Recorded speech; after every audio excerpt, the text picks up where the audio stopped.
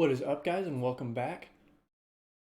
The week before last, on Friday, February the 22nd, my friends and I started a game here online of Global War 1936. There are 5 of us playing, so we've got a nice even split up, 2 Axis, 2 allies, and 1 common turn. It's been super fun. We're playing online because we've got some guys out of town and one friend who works in healthcare, so he can't be with us in person. I have taken the liberty of setting up our stopping point behind me here on my table. We played through January of 1938, so we're going to be picking up here in July of 1938 when we get to playing again.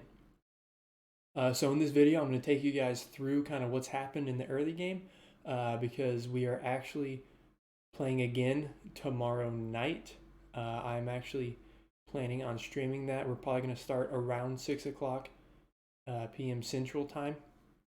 So I'm going to probably stream that right to my YouTube. If anybody wants to come hang out with us, feel free to do so. We would love to have you, and we would love to have you point out all the flaws and mistakes we make.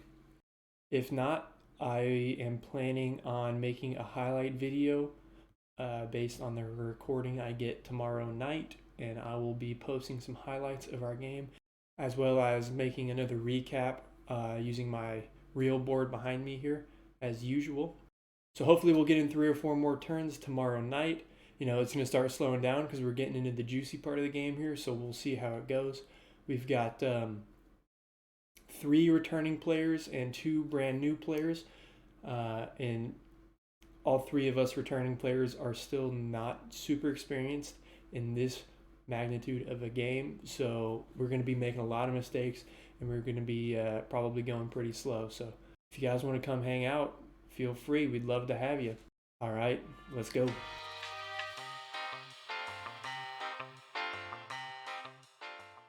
Okay, starting off here with Germany. The Germans have not done much so far. They've hardly made any purchases. The only purchases they have made are 2 mountain infantry and 1 artillery, as well as an airborne and a factory upgrade. That's all that they've bought so far, nothing else. Haven't moved any of their fleet down here. The submarines are still in port. Coastal subs still in port. Nothing else has been bought. And they have $69 in the bank. And they have been sending 4 IPPs per turn into Spain. So that's where most of their money has gone so far. Next up, we've got the Russians. You can see that they're building up here on the Polish border a little bit. They've got some guys up here in Karelia. Looks like they've got 5 infantry up here in Karelia. Also got a small buildup on the Iranian border, and not a whole lot going on down here in eastern Russia. Fleet still off the coast of Primorsky Krai, and not a whole lot of movement here, mostly just status quo stuff. The Russians have sent a whopping 2 fighters into Spain, so they're dropping a lot of money. As you can see here, it is currently 4-2 in favor of the nationalists. I believe the casualty numbers are still somewhat similar, however. It's been about a 1-to-1 ratio in terms of infantry death, with, I believe, the Spanish also having lost their medium bomber in a raid. They attempted to take out this fighter here in Leon Castillo, but all of their fighters missed. And I think the Spanish had 3 or 4 hits in response, including the one with their fighter. So the Republicans had to lose their medium bomber and didn't get any casualties out of their raid. So that was a pretty big turning point in this war. So far, the Soviets have put in a lot more money. The Russians are putting in 4 IPPs per turn, usually mountain infantry. We've got 4 mountain infantry in here. I believe they've also sent artillery at one point. The Italians are only sending in 3 IPPs per turn, so they have sent a cavalry in and also a couple of infantry.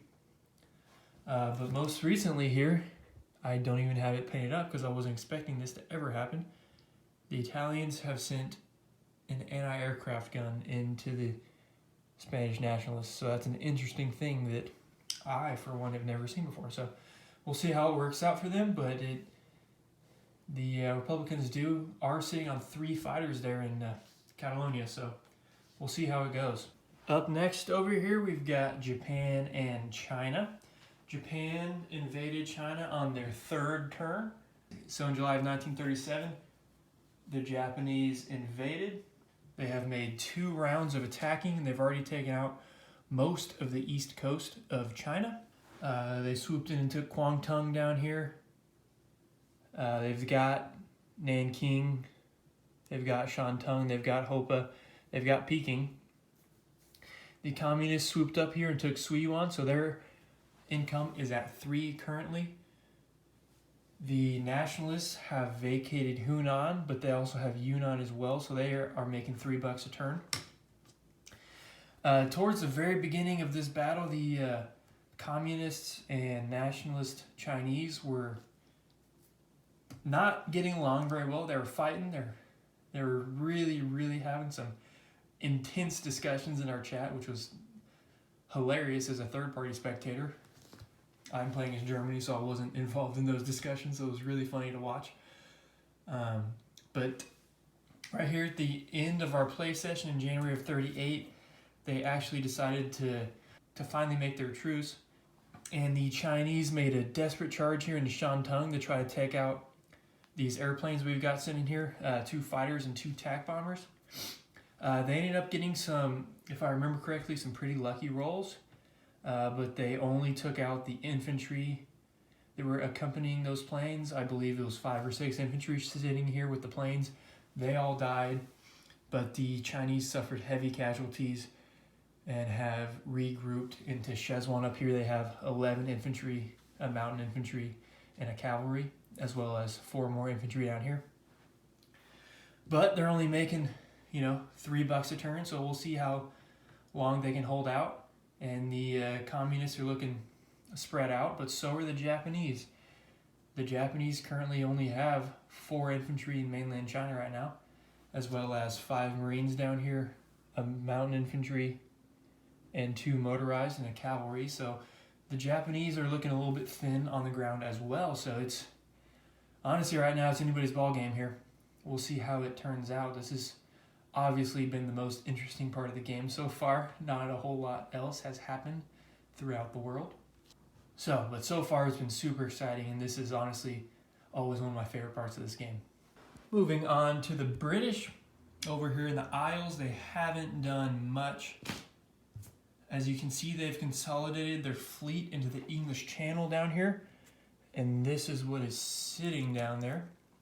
They've got a battleship, a heavy cruiser, 2 light cruisers, 3 destroyers, torpedo boat destroyer, and a sub, as well as this light carrier with a fighter on there.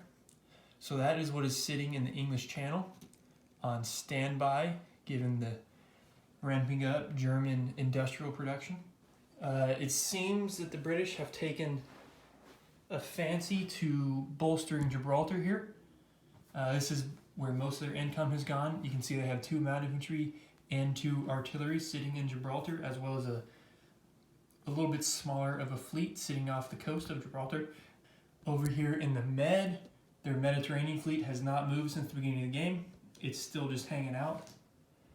No reinforcements either in Egypt or Transjordan. Moving down to Africa, you can see they've got a transport set up here for probably some shucking maneuvers to start getting some troops up to the north.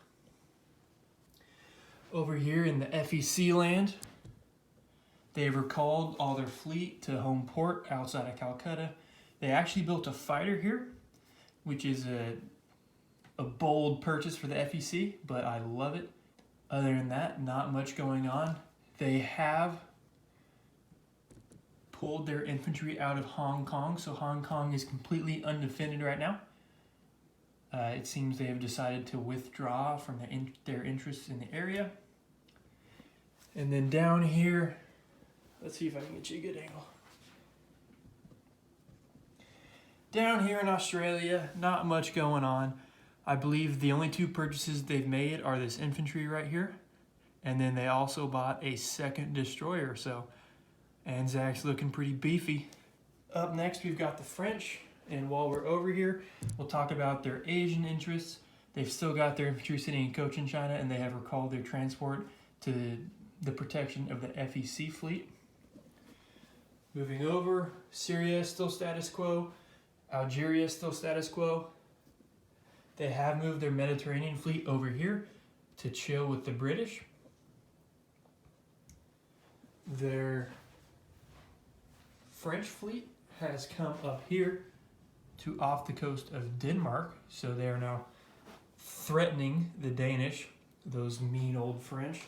And here in mainland France, they're starting to set up their defense. Not saying the Germans are going to invade them anytime soon.